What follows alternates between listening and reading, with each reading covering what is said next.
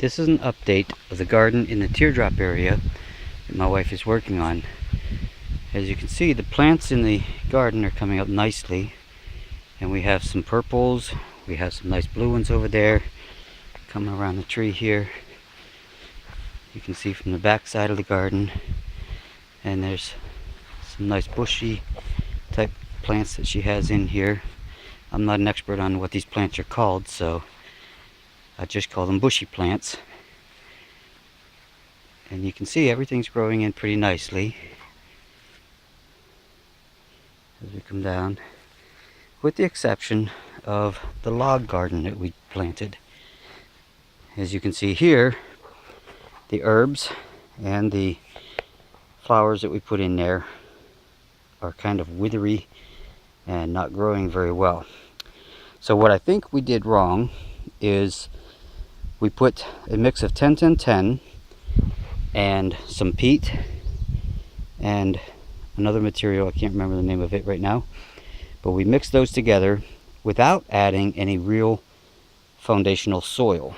So what we're going to do is we have 3 bags of topsoil here, which equates to about 9 quarters, that's 2 1/4 cubic feet. We're going to open those up, put them in the wheelbarrow. We're going to take these plants, very carefully remove them without damaging the roots, and we're going to take all the dirt out, mix it in with this material here, and then put it all back in and replant the plants. And hopefully those plants will be able to withstand the transplant. So we'll take a look at it when we get done with this task and see where we go from there. Okay, now you can see we removed the individual plants, leaving some of the dirt around the roots so they don't get damaged. And we cleaned out the log, removed all the dirt from there. And now we mixed it in with the topsoil that we had brought over. And we're putting that back into the log so that we can transplant these plants back into the new soil. So we'll see how that goes on the next shot.